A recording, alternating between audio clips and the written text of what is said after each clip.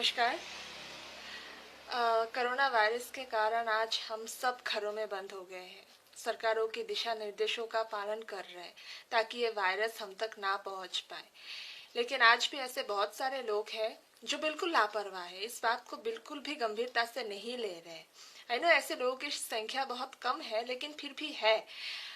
कुछ लोगों को पता नहीं क्यों ऐसा लगता है कि हमें ये चीज नहीं हो सकता। मुझे लगता है कि हमें सबसे ज्यादा खतरा इन्हीं सारे लापरवाह लोगों से है। रहिए, साफ सुथरे माहौल में रहिए, नियमित कोई ना कोई एक्सरसाइज करते रहिए, कसरत करते रहिए। यू नो एक बात है, हम सभी जानते हैं एक्चुअली कि जिस भी इंसान का इम्यून सिस्टम कमजोर है वही लोग ज्यादा प्रभावित हो रहे हैं इस वायरस से। इसलिए अपने बच्चों को और बुजुर्गों को खास ध्यान रखना बहुत जरूरी है। इसके अलावा हमारे पास अभी बहुत सारा टाइम है, हम सब घर में ही हैं, तो कुछ लोग ऐसे बैठे बैठे बोर हो जाते हैं। ऐसे बोर होके मत बिताइए, अपने आप को बिजी रखने की कोशिश कीजिए। घर में भी रहकर हम अपने आप को बिजी कर सकते हैं, राइट।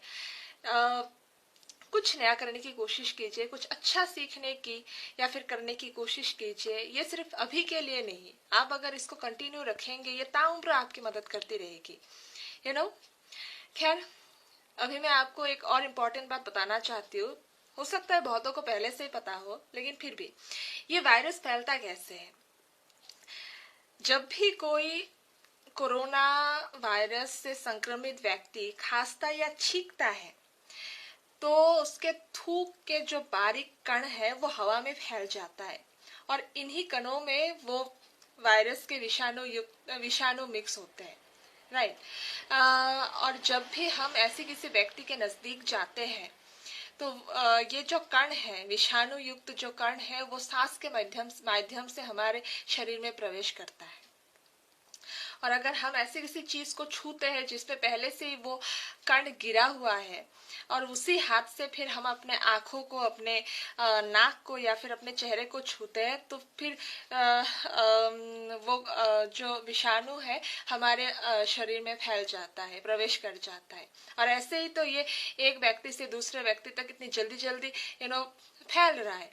इसलिए हमने अगर इस चेन को वक्त रहते ही नहीं तोड़ा तो ये आगे जाके पता नहीं और कितना बड़ा भयावह रूप ले सकता है। इसलिए हमें हर पल चौकन्ना रहना है, जरा सी भी लापरवाही बहुत भारी पड़ेगा वरना। इसके अलावा क्या क्या करना चाहिए हम सभी जानते हैं। जब भी बाहर जाए मास्क पहन कर ही जाए।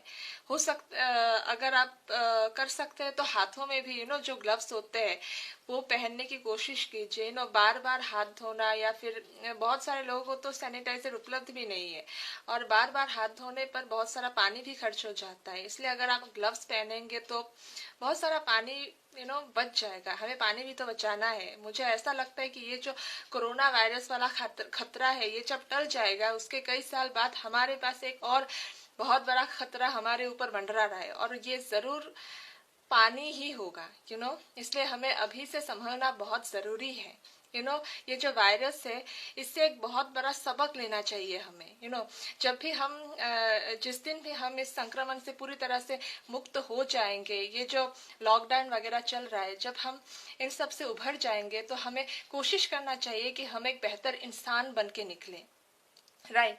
हम ऐसी कोई भी गलती ना करें जिसके वजह से आगे जाके फिर हमें इससे भी ज्यादा बदतर हालतों का सामना करना पड़े। इसलिए हमें और भी ज्यादा बेहतर बनना होगा, खुद के लिए भी और अपने आने वाले भविष्य के लिए भी।